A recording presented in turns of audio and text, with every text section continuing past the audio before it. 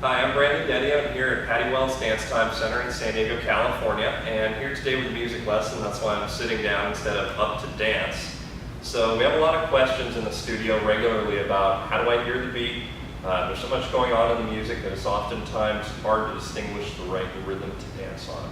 So that's why we're starting up a series of recordings that will have both regular songs that you actually dance to, as well as a drum machine. Right now I'm going to use my laptop for that today to help build up some rhythms and let you guys listen to that a little bit better.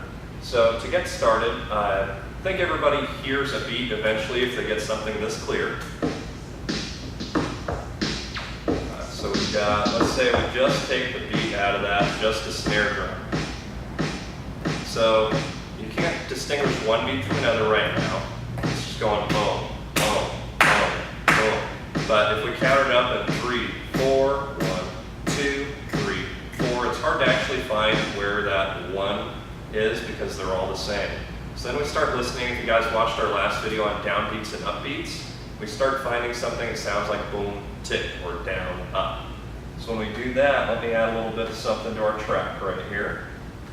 Just tack on a little bass.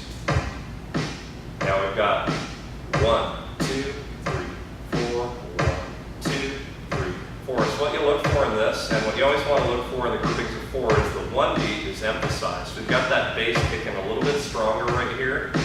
1, 2, 3, 4, down, up, get up, boom, tick, boom, tick, boom, tick, boom, tick. But that first boom, if you can hear it on the camera there, is a little bit stronger. Usually that's our 1. You guys can actually, when you're listening to a complete song that has maybe a guitar, a bass, a drummer, and somebody singing plus backup singers, when you're listening to that, oftentimes their words or their sentence will begin on 1 as well. So you can get clues from instruments, you can get clues from vocals, just trying to find out rhythm.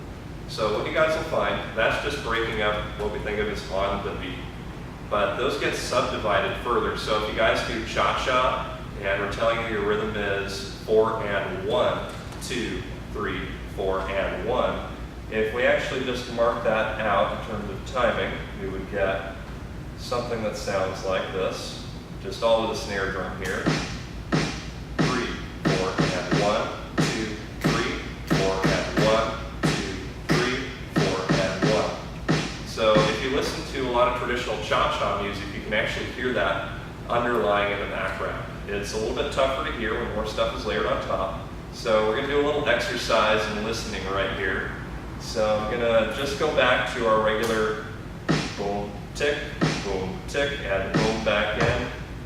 We got boom, tick, and I'm going to turn on a couple of other rhythms overlaying on top of that, but I want you guys to still look for that boom, tick.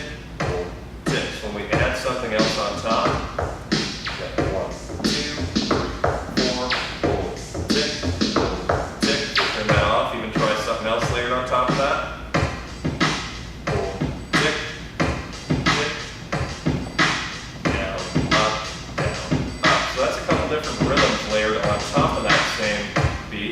Oftentimes we have people ask us more so about the Latin music. We're going to be doing that in a future lesson.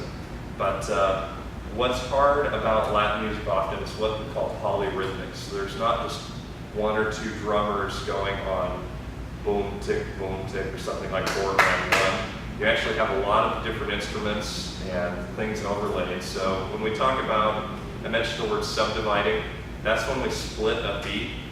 And instead of going 1, 2, we might go 1 and 2.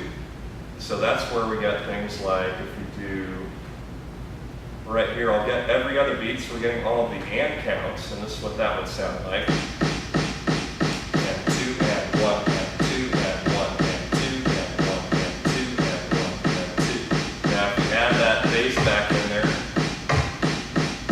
1 and 2, and 1, and 2, and 3, and 4, and 1, and 2, and 3, and 4, and 1, and 2, and 3, and 4. Now again, that gets a little bit harder if we add something on top of it.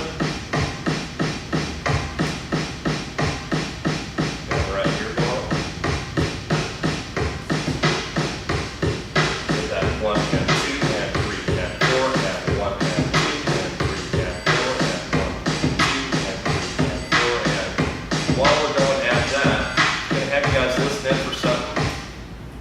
ever heard a samba song, it's got something very distinctive in it. Instead of going 1 and 2, it goes 1, 2. So that's actually about 3/4 of the way through. You don't have to worry too much about that, except if you're ever looking for a samba song, you'll find more so. I may add on a couple things to this so it sounds a little bit closer to a samba. You still have that boom tick going on, but there's that quick rhythm 1, 2. So if we go through that, 2, 1, 2, 1, 2, 1, 2. So that's something similar to how a samba rhythm actually sounds. Now, all that's great. You guys are probably thinking, okay, I can hear this drum machine, but we need to put on some actual music. So I'm going to do something real quick on here, the miracles of modern technology. We'll get, let's see, go for, keep that boom tick there, and we're going to play a song that you guys probably all know. This is a track from Buffalo Springfield right here. That boom tick, boom tick. Now it's actually a bit harder to hear as more going on. The bass actually goes something like 3 and 4 before hitting that point. But if you listen to this in the background, telling me I got to where. So I'll pause Buffalo Springfield for a second. That's 1, 2, 3, and 4. 2, 3, and 4. 2. So try to pick that up in the song here, guys. I think it's time we stop. Children, watch that sound. When it goes again, the vocals on the 1. So when you hear the word stop, that's actually on the 1 in the song. Hear that strong 1 right here in music. 6, 7, nobody's right. 1. Where he says it right so strongly. If you listen to that again, rewind the video a little bit. Anytime the vocals ascend, so we might be speaking in a normal voice, and all of a sudden says stop. Hey, what's that sound? When he gets that stop, that's that pronounced beat on the 1. So that's probably quite a bit of information for you guys. So I'm going to end the video there. But look forward to more videos where we'll actually break down hearing what's a cha-cha, let's say a West Coast swing, what's a samba, what's a salsa, how do I find the rhythm in salsa? That's actually one of the tougher ones. You guys know that if you've tried some salsa dancing. So tune back in. We'll have more free dance tips from dancetime.com. You can get them by joining our newsletter right on our homepage. And we'll see you soon. Thanks.